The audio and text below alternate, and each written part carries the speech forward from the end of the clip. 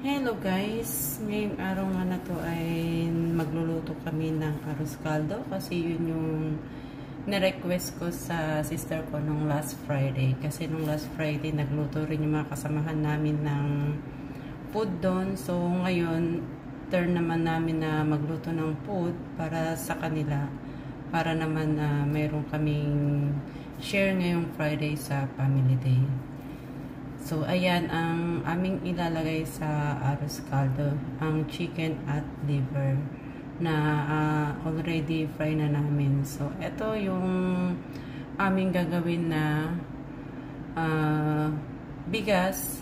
Isinatay muna namin yung mga onion, garlic, and ginger para mamaya yung rice naman yung ilalagay pagkatapos masute itong mga ingredients na to.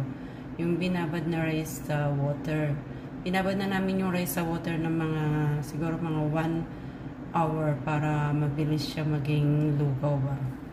Ayan. So, ayan na yung rice namin. Yung rice namin nga pala ay Calrose rice. Yan, Calrose rice. So, ayan. Igigisa natin yung ating rice and yung pinaglagaan ng chicken. Ayan yung pinaglagaan ng chicken. Yan yung din inilagay namin sa water para mas malasa yung gagawin namin arroz caldo. So, ilagyan natin na asin para lumasa na siya. So, ayan nga, nakarating na kami dito sa family day, guys. Hindi na namin pinakita sa inyo yung pagkatapos ng luto namin sa arroz caldo. So, ayan. Ito na yung finished product namin. Yung iba naming mga kasamahan, may dala silang na egg, panglagay sa arroz caldo. Then yung sa amin, ito nga yung kanina na sinasabi namin sa inyo na chicken and liver. Ayan, kanya-kanya kaming kuha dito ng aming mga pagkain. Ayan, ang mga kasamahan namin dito sa family day. So, marami kami dito kaya medyo marami-rami rin yung aming niluto para lahat kasya sa amin. So, ayan.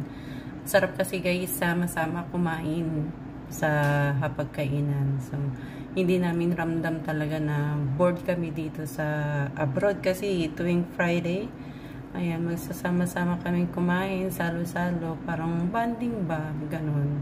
Mag-banding-banding, yan.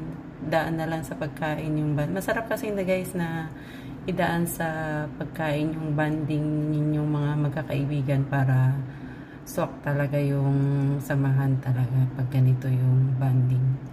O, diba? Ayan, nagkakagulo-gulo na kami sa aming pagkain ng arroz caldo. Kanya-kanya kuha na lang to guys. Kanya-kanyang hati-hati na kami dito sa aming pagkain. Ayan, may mga nagdala ng egg.